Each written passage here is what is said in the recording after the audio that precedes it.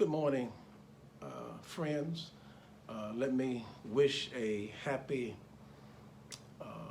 for God for each of you for your presence. Just for a few moments, I would like to deal with what to the slave is the 4th of July. A very powerful speech that was written and spoken by Frederick Douglass in July of 1852. I happened to read it last night. I kind of want to dissect it for discussion and kind of give my thoughts on it. It's a very powerful presentation by Frederick Douglass, and I encourage you to read it. It was delivered in July 1852. What to the slave is the 4th of July. It was done in Rochester, New York at Corinthian Hall. And in 1852, Douglass does a wonderful job. It's really a rhetorical masterpiece. It's one of the best anti-slavery speeches ever given, according to scholars like John Stauffer and David Blight and Robert Levine and a host of other scholars who agree on what Douglass gave to us as far as a rhetorical masterpiece and challenging America to live up to the promises contained in the Constitution and in the Declaration of Independence. This actually did not take place on July 4th. When Douglass gave this particular speech in July of 1852, it actually took place on July 5th. Number one, because July 4th was on a Sunday. But number two, those African Americans who were free did not observe the 4th of July. They observed July 5th because the 4th of July was filled with hypocrisy, because the majority of African Americans in 1852, 3 million of African Americans were still enslaved, still in bondage, and they were not free. So those African Americans who were free did not observe or acknowledge July 4th. They actually observed July 5th. So this takes place on July 5th, 1852. In 1852, it's important to understand that at this time, Frederick Douglass was 34 years old. And he's at the height of his popularity. Matter of fact, financially, he's wealthy. By 1852, he had written his first book, The Narrative of the Life of Frederick Douglass. He wrote that in 1845. It was a national and international bestseller. By 1847, he had started his first newspaper company, the North Star, that later changed to the Douglass Papers in 1850. By 1852, he's the highest paid orator in the country, black or white. He's getting between $50 and $150 per speech. By 1852, keep in mind, there were no sports. There was no basketball, football, or baseball. Your greatest form of entertainment was actually oratory. The average speech, according to Dr. John Stauffer, was about 2 hours.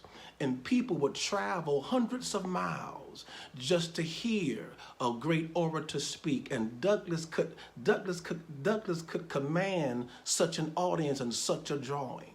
So he's at the height of his career. He's wealthy. He had written his first book, started his first newspaper company.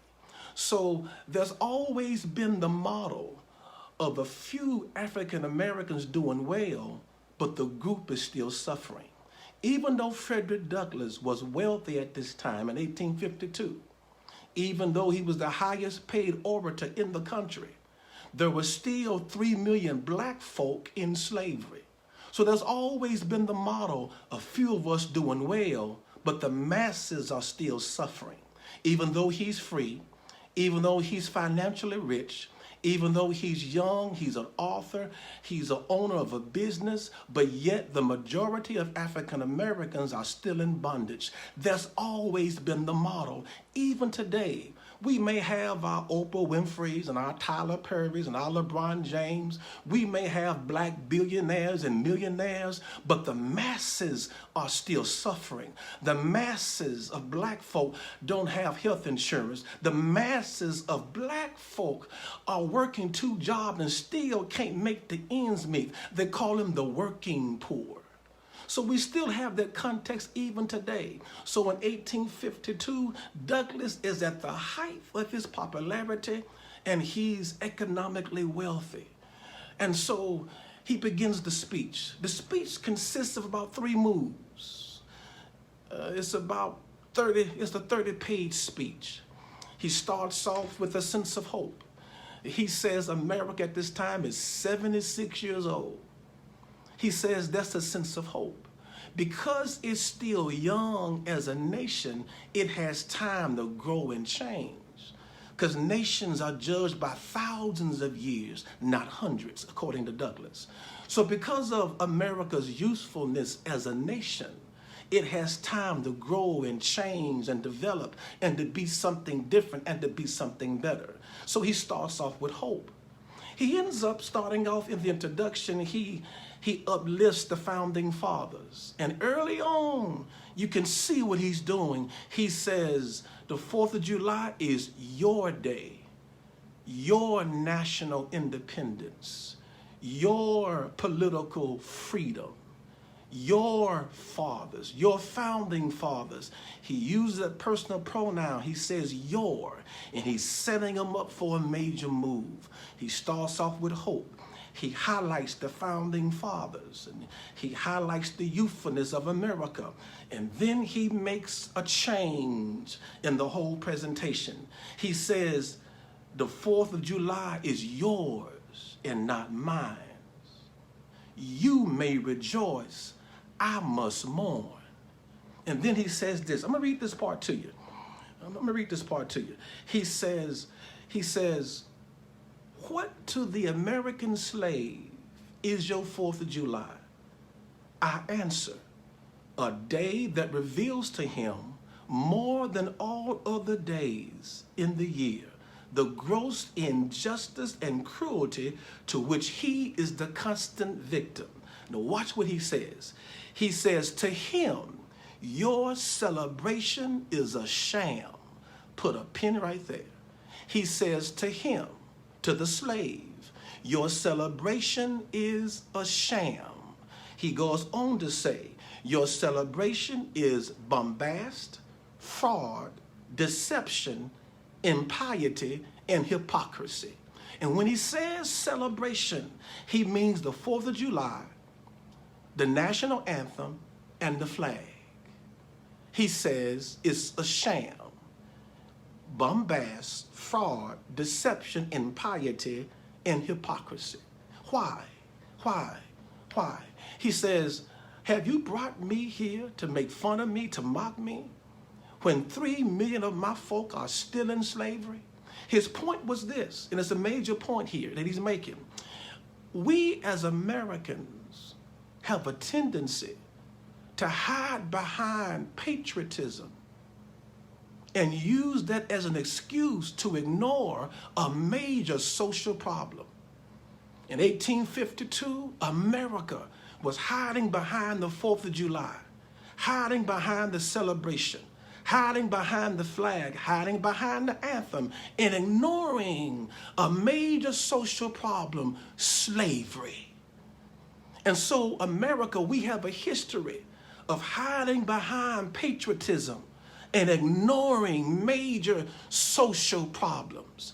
And Douglass is saying, when that takes place, when we can hide behind patriotism and ignore social problems, our celebration, our 4th of July, our anthem, and our flag is a sham, bombast, fraud, deception, impiety, hypocrisy. And so for about 17 pages, for about 25 minutes, he's rough on the audience. I mean, he's difficult. He's hard on the audience for about 30 minutes. He uplifts the horrors of slavery. But then he does something interesting. He challenges 2 groups. He says the American slave trade is in existence because of American politics and American religion. So he takes the time and he challenges white politicians to be careful in how they pass laws that affect people's lives. Because by 1852, In 1850, the Fugitive Slave Law was passed. And Congress was passing laws to where slavery was growing and expanding around America and around the country.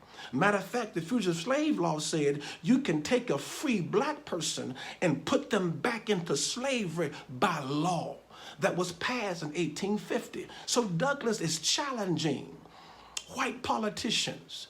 He's challenging Congress to pass laws and legislations that don't destroy life, but they give power to life. So he challenges the political system and white politicians. Then he challenges American religion, the white church. During this time in 1852, many of the white pulpits, not all, but many of the white pulpits around the country were using the Bible to defend slavery. Slaves, obey your masters. And so they were using the Bible to say slavery was right and it was ordained by God. And Douglass is challenging the white church and white religion to call slavery evil and to fight against it. So he challenges two sources, American politics and American religion. He challenges white politicians and the white church to stand up and say slavery is wrong and then do something to destroy it. But keep in mind now, in 1852, slavery was a major economic engine. You had businesses in the North making money off slavery in the South. Eric Farner, in his book talking about the Underground Railroad movement, highlights how northern businesses made money off slavery. You had businesses like the Brooks brothers, who bought the clothes for the slaves. You had insurance companies in the North who put policies on the slaves. So when the slave died, the masters made money off the slave's death.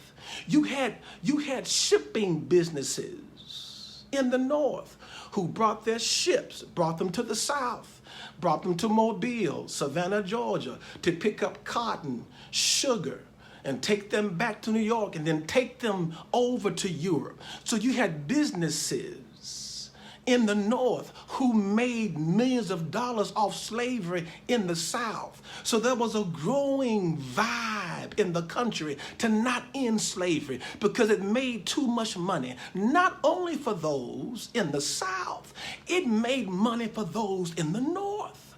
You had northern banks who financed the plantations in the South. So there was an economic relationship between the North and the South that did not want slavery to end. So Douglass is speaking truth to power.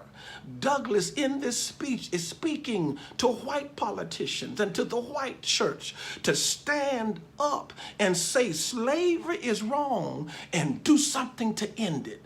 So for about 15 pages in his presentation, for about 30 minutes, he hits the audience hard and he makes them squirm in their seat. But he did not end there. He says this. He said, let me end where I began. Let me end with hope. In the end of his speech, he says, I have hope in the Constitution. Because even though the founding fathers, many of them owned slaves, they did draft a powerful document in the Constitution. He said, it's a glorious document. And this Constitution can be used to destroy and dismantle slavery. He said, I got hope in the Declaration of Independence because those two documents can be used to destroy slavery. It's at this point that Frederick Douglass influenced Dr. King, because Dr. King, 100 years later, he used the Constitution and the Declaration of Independence to eat away and destroy the evils of segregation. Dr. King was influenced by the writings of Frederick Douglass. And so Douglass says, I got hope in the Constitution. I got hope in the Declaration of Independence.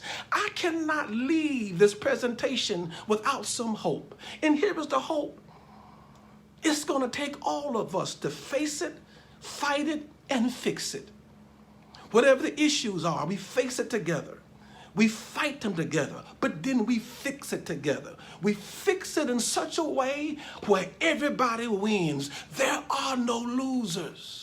Frederick Douglass gives us the solution to the racial tension in our country. It's going to take white politicians, black politicians. It's going to take white preachers, black preachers, preachers that transcends race to be bold enough to, when something is evil, call it evil. Face it, fight it, and destroy it so human life can live. So everybody can have joy, hope, and power and enjoy the blessings of God. So I leave with a sense of hope. Face it, fight it, and fix it. And Frederick Douglass is right. God bless you. Peace. Have a wonderful 4th of July. Please find that speech by Frederick Douglass and read it for today. It will bless your heart. It'll bless your life. Face it. Fight it. Fix it. God bless you.